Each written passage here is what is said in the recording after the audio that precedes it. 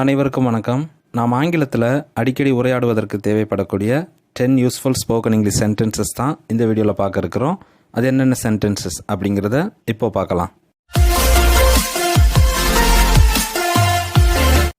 First sentence பாருங்கள். அங்கே தண்ணீர் பற்றாக்குறை இருக்குது. இது ஆங்கிலத்தில் எப்படி சொல்லுங்கள்?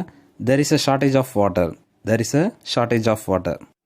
செகண்ட் சென்டென்ஸ், நீ சொன்னதை நான் செய்தேன் அப்படின்னு சொல்லணும்னா I did what you said அப்படின்னு சொல்லலாம். ஐ டிட் அப்படின்னா நான் செய்தேன்னு அர்த்தம். நீ சொன்னது அப்படிங்கிறதுக்கு வாட் யூ செட் அப்படின்னு சொல்லுங்கள். ரெண்டையும் சேர்த்து பார்க்கும்போது நீ சொன்னதை நான் செஞ்சேன் அப்படிங்கிற மீனிங் தருது. தேர்ட் சென்டென்ஸ் பாருங்கள். ஒரு எளிமையான சென்டென்ஸ். இன்று மேகமூட்டமாக உள்ளது அப்படின்னு சொல்லணும். இது ரொம்ப சிம்பிளாக இட்ஸ் கிளவுடி டுடே அப்படின்னு சொல்லலாம். It's cloudy today.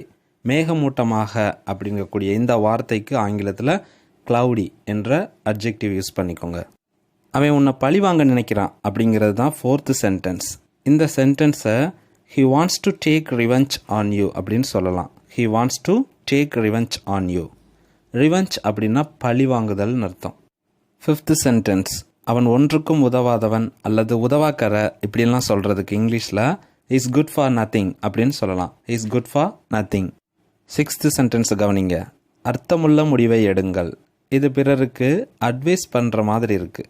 இப்படி அட்வைஸ் பண்ணுற மாதிரி இருக்கக்கூடிய இந்த சென்டென்ஸை இங்கிலீஷில் டேக் அ மீனிங்ஃபுல் டெசிஷன் அப்படின்னு சொல்லலாம். Take a meaningful decision. அர்த்தமுள்ள என்ற வார்த்தைக்கு நிகரான ஆங்கில வார்த்தை மீனிங்ஃபுல். என்னை வற்புறுத்தாதே, இதுதான் செவன்த் சென்டென்ஸ். இதை டோன்ட் ஃபோர்ஸ் மீ அப்படின்னு சொல்லுங்கள். Don't force me. This is what the eighth sentence. எனக்கு தூக்கம் வர்ற மாதிரி இருக்குது. இதை ஐ ஃபீல் ஸ்லீப்பி அப்படின்னு சிம்பிளாக சொல்லிடலாம். I feel sleepy. தூக்கம் வர்ற மாதிரி அப்படின்னு சொல்கிறதுக்கு ஸ்லீப்பி என்ற அட்ஜெக்டிவ் யூஸ் பண்ணிக்கோங்க.